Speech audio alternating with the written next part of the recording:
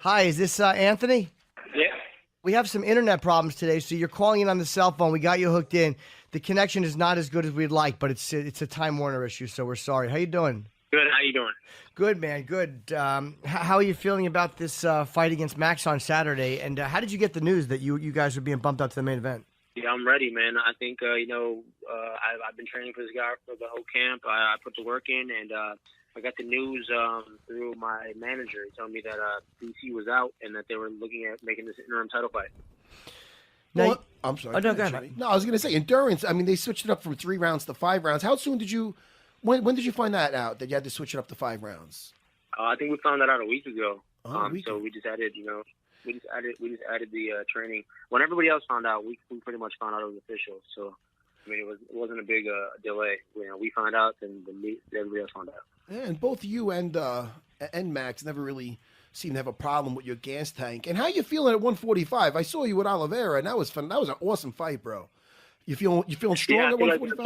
45. Yeah, 45. I'm stronger. I have the strength. I have the size. So I feel like it's a weird thing to feel, because at 55 I was always a littler guy. And coming at 55, I could put my body on these dudes and make sure they can, they can't get up and take them down and grind them out and put the power on them. So yeah, I feel good at 45. And you're also an impossible guy. I mean, I think all your losses are decisions or split decisions, correct? Yeah, I've never been submitted or knocked out. So it must have been after 3 straight losses. Were you beginning to? Because they're all good fights. Were you beginning to question things, or were you like, nah, let me just change weights? Now I'm a little frustrated because I was the champ of that division, and then everybody I fought was top 5 guys. I fought Eddie Alvarez, he won the belt. Rafael Dos Anjos obviously was the champ, and Edson Barboza is right there for a belt. So it's not like I'm fighting any bums out there. I'm fighting the best in the world at 155 pounds. And I just came short-handed on these little decisions. So it's time for a change and time for me to make my run at this 145 title. And this weekend, you got a straight-up killer with Max Holloway, who's hungry, and he's coming off, like we were talking about earlier, a 9-fight winning streak, yeah. which is very hard to achieve, and which is insane, actually. How do you feel you match up with Max? I feel like Max Holloway is a younger version of myself. A raw, natural talent. Definitely wants it bad, but I got this skill set to beat the guy with the striking. I got the power and the size on him. And the only other striker he fought, to my caliber is Conor McGregor, and we saw how that fight went down. And I feel like I have way more tools than Conor McGregor. Conor McGregor has a big left hand and some decent kicks. I have submissions, I have wrestling, I have everything. I'm a complete package. Now I have the size. It's a great weight class for me. And the division itself is phenomenal. Even with Conor vacating the belt, I mean, with Jose and all the other guys, Ricardo Lamas and Jeremy Stevens and Yair Rodriguez, it's a tremendous division that you're in. So you're not jumping into an eeasier division, is the point I'm making. Nah, I definitely think it's easier than the lightweight division. Lightweight has some killers. I mean, these guys have size and that's a huge issue when it comes to. Okay. For me, it was control. Like, they were controlling more than they were beating me up. I mean, these guys weren't beating me up; they were controlling with the body size and that kind of thing. So, I made adjustments early in my career to make it work, and I just had to find that motivation again. And I think 45 made it interesting again for me. Could you immediately feel it when you were in the ring with Charles Oliveira? The difference between in the 10 pounds, like as soon as you guys locked up. Yeah, the first double leg he shot, I was like, oh man, this is not even close to what I'm used to. And not being a dick, did he make weight for that? The guy missed weight a lot. That guy. Yeah, he came in 144 or something like that, 43. He was lighter than the cutoff. His last one, I think he missed it by 9 pounds or something ridiculous. Yeah, but I think he took that fight on short notice too. Oh, okay. Well, that's true. Yeah. Now, how and your cut is going well? I mean, you're going 10 pounds lower. So is this harder for you to get to? First time around, we had to see how I felt and figure it out. But this time around, I feel like we're doing it a lot smarter and a lot more. I mean, now it's a title fight. We had to make sure weight wasn't even close an issue. So yeah, we're good, man. I feel like the weight's exactly where we wanted to be at.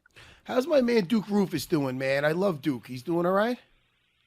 Yeah, Duke's the man, bro. Duke's over here just living life. He had a daughter, so he's enjoying his time with his family and still making world champions. Yeah, man. And you were with him your whole career, no? Is that right?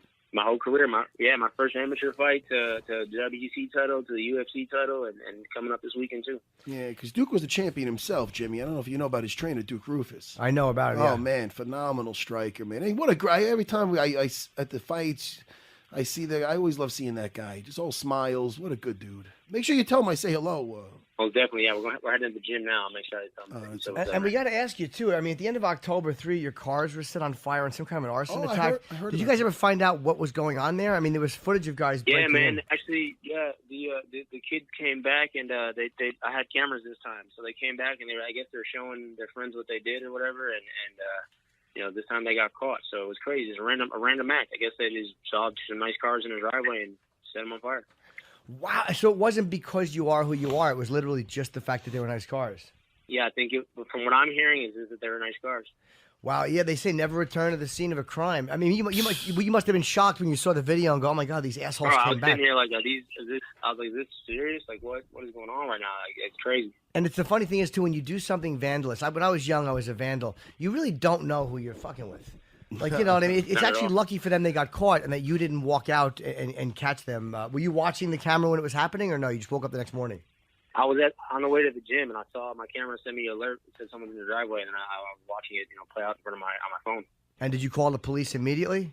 Oh yeah. I just rushed back to the house, called the police, showed them video, and the kids got caught. Well, they stole a car. They stole a car and had like 20 other incidences. I guess there's an NBA player here. They stole his Porsche and shot at his brother. They shot at his brother? Shot at his brother, yeah. They shot at his brother. He's got some upstanding citizens over there. Yeah, do you ever think of moving? Jesus. The kids were crazy, man. These young dudes, 7th graders, 8th graders. They're scarier to me than 25-year-olds because 25 or 30-year-olds understand like what length of time is and consequences. But somebody that young, to me, almost feels invincible. No idea. Yeah, especially with no offenses. Yeah, they have no idea what they're doing. Yeah. So what do you do too? What do you do outside the ring too? We were talking before about now that there's been a switch in ownership at the UFC, like Matt Hughes and Chuck Liddell, they're putting in their own executives. Like, what do you do besides fight that you want to do, say, after fighting? Do you have anything that you is it run a gym, or is there something else you're involved with?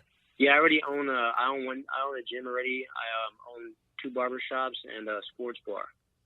Well, okay, so you've made some smart. You're like one of those football players that starts a car dealership or something. You were smart with your money. Yeah, I mean, not the car dealership, but yeah, things I can directly make some cash off. Why 2 barbershops? I've never heard that before. That's a really interesting way to. Yeah, when I was a kid, man, I had a lot of friends that became barbers, and I always said if when I made it big, I would open up 1 barbershop, and it did well, and I've expanded out to 2 barbershops now, and for me, they do well, and they're in the community. I get to do backpack drives, giveaways, free haircuts for kids that do well in school, so I get to give back at the same time. Oh, man. You know what, Jimmy? I used to go every week to get a money fade. I used to go, Anthony, every week I used to get a fade and look forward to it. And then eventually I just had to tap out, and now I do it myself. And part of it, I miss hanging out at the Barber's Lounge I used to go to. My buddy Dex used to cut my hair. It's actually a good time. You treat them like your shrink. You talk to them. You vent. Exactly. I was, not that this is on the subject, but as a boy, I hated the barber because I have cowlicks, so they could never do anything with my hair because it always looked like shit. I had 2 cowlicks in the front of my head, so I just finally buzzed it off, and now I'm happy. This is where our conversations go. I got to hook you up. Well, listen, big fight this weekend. Big fucking fight. I can't wait. I know what I'm doing. I'm going to be watching that thing. And anything else, Jimmy, before we let Anthony go? He's got to train, man. Yeah, and you're 19-5. You're fighting Max Holloway, 16-3. I mean, you both have very, very impressive records. And you're fighting better now that you've dropped down in weight and you feel more confident. And it showed in your submissions. And so styles make fights, man. And these guys are both extremely well-rounded. Congratulations, too, man, on getting pushed to. I mean, we all love DC, and it sucks. I wanted to see that fight with Rumble. But look, I mean, I'm happy for you and Max. So good luck, man, and have a great fight. Appreciate it, guys. Appreciate it. All right, take care. Right, take care, Anthony. The great Anthony Pettis. This Saturday night, the main event, him, Max Holloway in Toronto. And then Friday, there's good fights in Albany, too. Oh, yeah, man. That fucking Gano. Did I say Gano right, finally? Gano, I'm fighting Francis Gano. And you got to watch out for Francis, man. Francis Gano, to me, I don't know if he's fast enough to fight guys like Kane. Like could he get with the guy? But he hits really fucking hard, dude. Guy's a monster movie. He is a really scary puncher. Definitely, when you say the name Francis, that doesn't pop in your head.